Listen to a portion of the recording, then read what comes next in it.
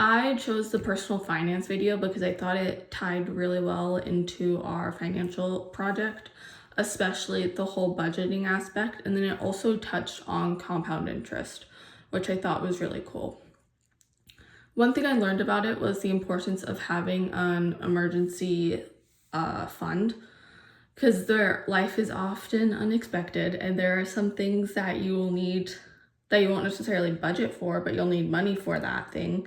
It is important that you have some kind of emergency fund that you can pull from, so that way the rest of your budget doesn't get messed up. One thing I noticed about my video was it talked about compound interest when building an investment. It didn't touch so much on simple interest. And I know compound interest isn't exponential, so that's better long-term for investment, but I was curious more about simple interest because that's more linear.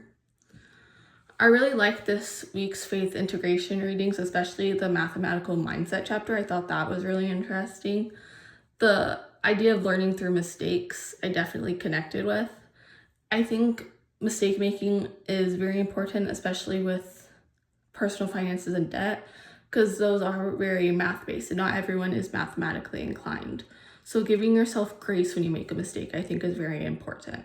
And it's also important to keep in mind that just because you make one mistake, that doesn't define you.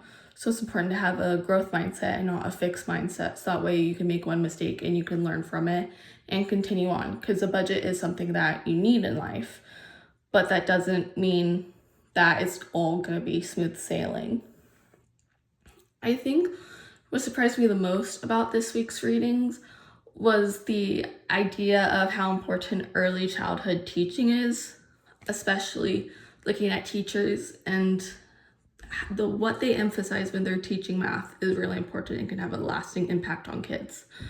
Reading the mathematical mindset chapter, it talked about how when teachers emphasize the intelligence of a child versus the work they put in and the process they put in to get to the answer for the problem, they tend to have this complex, and that can make it so that when they make a mistake, they can have shame and they start feeling bad about themselves.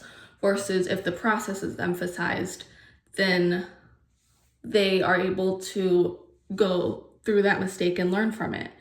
And I also like the study from Carol Dweck, because as a psych major, I love her. But the fixed versus growth mindset is very interesting to me, how our childhood experiences have a lasting impact on us. And that fixed versus growth mindset isn't something that just develops during childhood, but it's something that we can work on throughout life. And I thought that was really interesting.